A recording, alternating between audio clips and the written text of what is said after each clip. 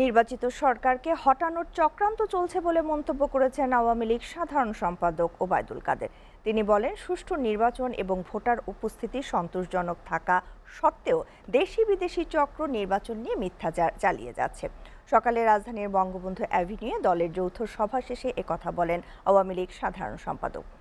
উপজেলার নির্বাচনকে সামনে রেখে প্রধানমন্ত্রী শেখ হাসিনা সবাইকে ভোটের মাধ্যমে সাংবিধানিক অধিকার প্রয়োগের আহ্বান জানিয়েছেন বলেও জানান ওবায়দুল কাদের। তামান্না তাহসিন খানের আরও একটি প্রতিবেদন। ওয়ালটন ফ্রিজ কিনে অনেকের মতো আপনিও হয়ে যেতে পারেন মিলেনিয়াল। সেরা পণ্যের সেরা অফার। রাজধানীর বঙ্গবন্ধু এভিনিউতে আওয়ামী লীগ নেতৃবৃন্দের সাথে ঢাকা মহানগর উত্তর দক্ষিণ আওয়ামী লীগ এবং সকল সহযোগী সংগঠনের সভাপতি ও সাধারণ সম্পাদকের যৌথ সভা।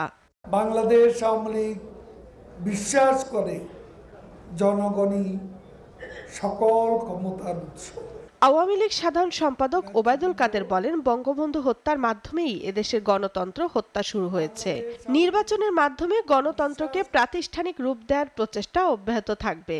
বাংলাদেশ বিরোধী ষড়যন্ত্র শুধু দেশে নয়,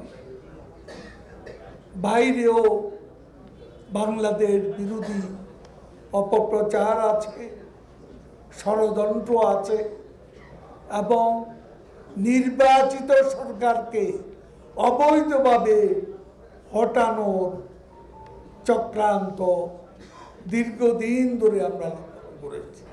তিনি বলেন, আওয়ামী লীগ ক্ষমতায় এসে হত্যার রাজনীতি এবং অবৈধভাবে ক্ষমতা দখলের প্রক্রিয়া বন্ধ করেছে।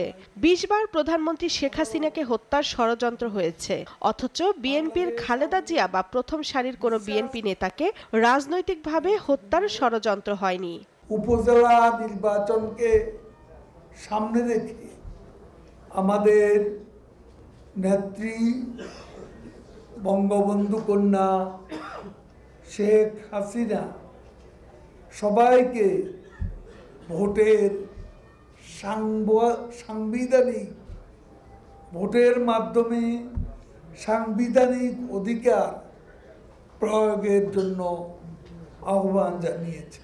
সরকার স্থিতিশীল ছিল বলেই দেশের এত উন্নয়ন হয়েছে।